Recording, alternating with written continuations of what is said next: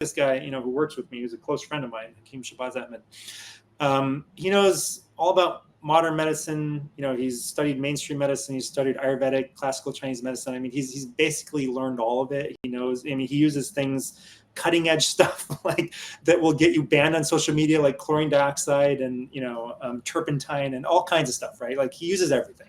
Yeah. It's not one size fits all. It's not the same for everyone. It'll be different for everyone.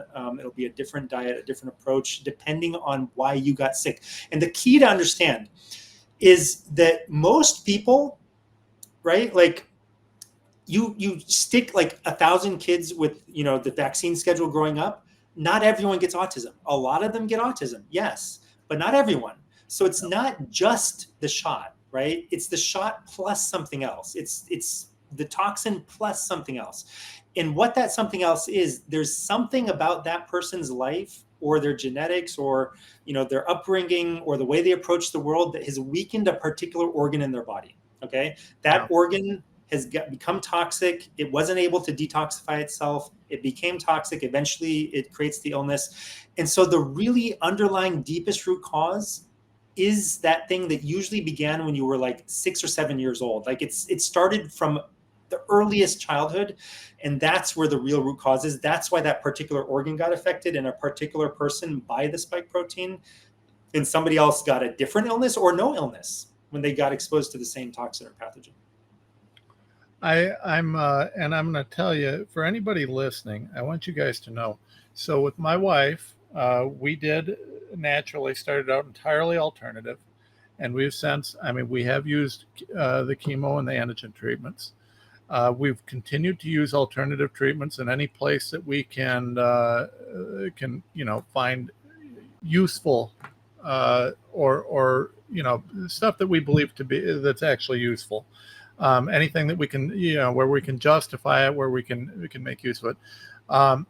But I will tell you guys, I'm looking forward. I'm going to talk to. It's my intention, because Dr. Haydar and I just haven't had the chance to debrief on this. But I do look forward to talking to your partner and seeing what he's got to say on this.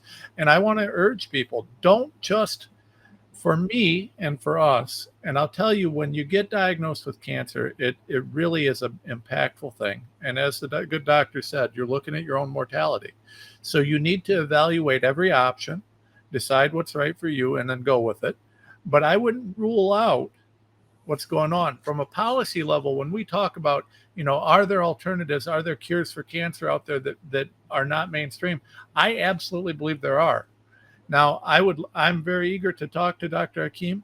I'm eager to hear what he has to say and to see what we can find, because the one thing that I do know is that while we've, for my family, as we've moved into, and we've used some of the chemo, some of the antigen, some of this, some of that, the one thing that no one is dealing with is the root cause. And that's foundational to me, because when you understand cancer, you understand that cancer is not a tumor. Cancer is something that's occurring systematically or systemically. And we don't know until you get to what's causing it. You can't cure it. You can treat it. You can kill the cancer cells that you can find. You can eliminate the tumors. And we're making great progress on that. But I don't feel that we've gotten to the root cause yet. And that's my mission here. Because if we can find out what's caused it, then we can prevent it from coming back. We can stop it in its tracks. And so that's the approach I'm taking. So I'm actually really looking forward to talking to Dr. Hakeem